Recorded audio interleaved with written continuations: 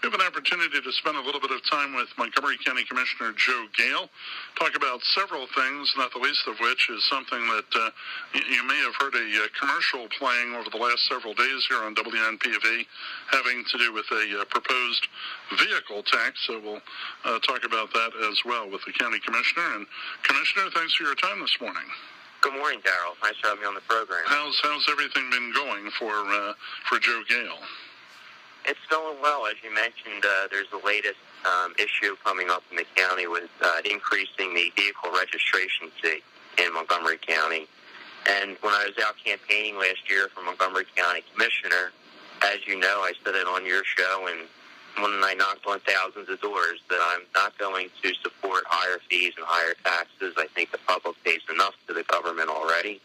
And I'm actively pushing back on this issue, and it's getting a lot of traction and attention out in the public. Well, let's talk about this. This is there a vote scheduled for the next meeting?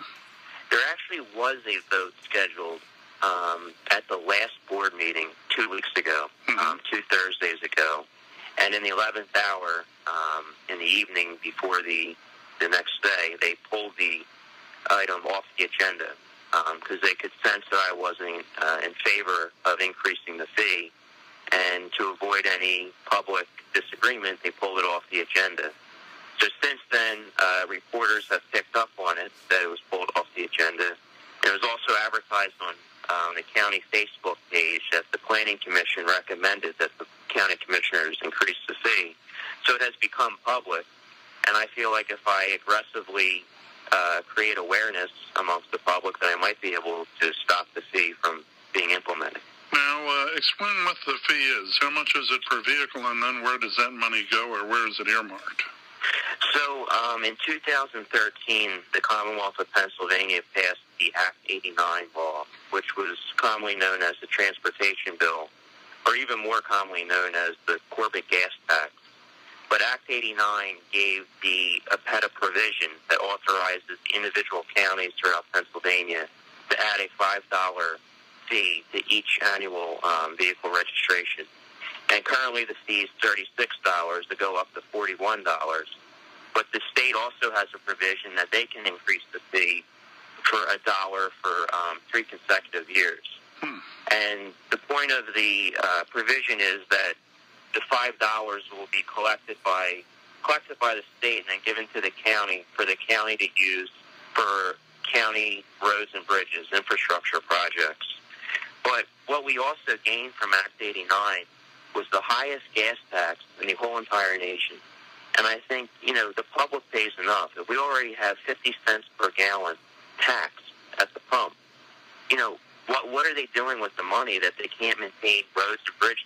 It's very noticeable. I was just down in Delaware last week and paid, I think, $2.09 a gallon down there. If you travel over to New Jersey, you're paying less. Very noticeable if you get into some of our neighboring states. Yeah, I was in New Jersey this weekend, significantly less, and they pump it for you. Yeah. But, we're paying 50 cents per gallon of tax, and one of the main core functions of government is to maintain infrastructure. I mean, next to defense and criminal justice, that's maintaining our roads and bridges. So that's something the government on all levels should already be doing. And to go back to the public and grab money out of their wallet is, I think, actually an insult. So I'm actively pushing against this. When we pay property tax, school tax, it's all these taxes. The county commissioners back in December already raised the county property tax 10%. Which gave us an additional $18 million of revenue in Montgomery County. So for us to go back and get another $5, which there's 180,000 registered vehicles in Montgomery County. Mm-hmm. So you multiply that by 5, it's about $3.5 million. But the point is the principle of what goes on in government. And I'd like to see other reforms. The cost of construction is just out of this world. They implemented prevailing wage reform, and they opened up the bidding process to allow more independent contractors to bid on these construction jobs. That will create competition, and we won't rely so heavily on union labor that tends to be more costly and takes longer to complete the construction. And, of course, that prevailing wage is set by the state. That legislation needs to be changed at the state level, right? Right. Yeah. And I think me, being the squeaky wheel here in Montgomery County, people around the state are hearing this because this issue, I'm getting pushback from the Republican Party and the Democrat Party and bureaucrats at all different levels. It was the Republicans that passed Act 89 in 2013.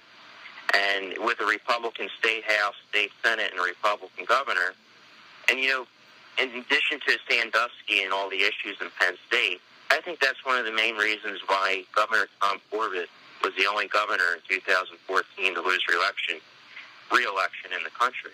Because, he was known for implementing a huge gas tax. And now, what are they doing with it? And I have the Republicans in the county worried about it because they all voted for Act 89.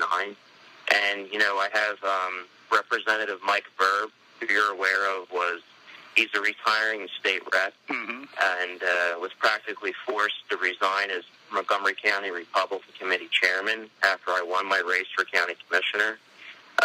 Attacking me on Facebook, used the word skullduggery.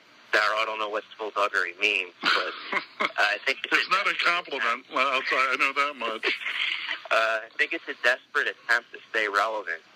And, I'm sticking up for the taxpayers. It's about time that we have somebody in government that doesn't cater to the unions, doesn't cater to all the bureaucrats, and actually manage our tax dollars responsibly. And, I'm running radio ads. I've gotten a lot of people to go to my website, joegale.com. I have more information on my website. But we're rattling the cage, and they're hearing it, and I think that's very important. Now, do you have any belief that they're going to put this back on the agenda anytime soon, advertise it again, or do you believe that you've made enough noise at this point to convince the majority commissioners, Josh Shapiro and Val Arkush, not to put it on? Well, for it to pass, they need a 2-vote majority, and I know the 2 Democrats are in support of this fee increase. However, I don't think they know what to do, to be honest, Darryl. They want it to be a 3-0 vote, and I'm obviously not doing that. So it'll be interesting to see how it develops. What's interesting about it is they have the votes. If they really want to increase the fee, do it. But I think they realize there's going to be public outrage.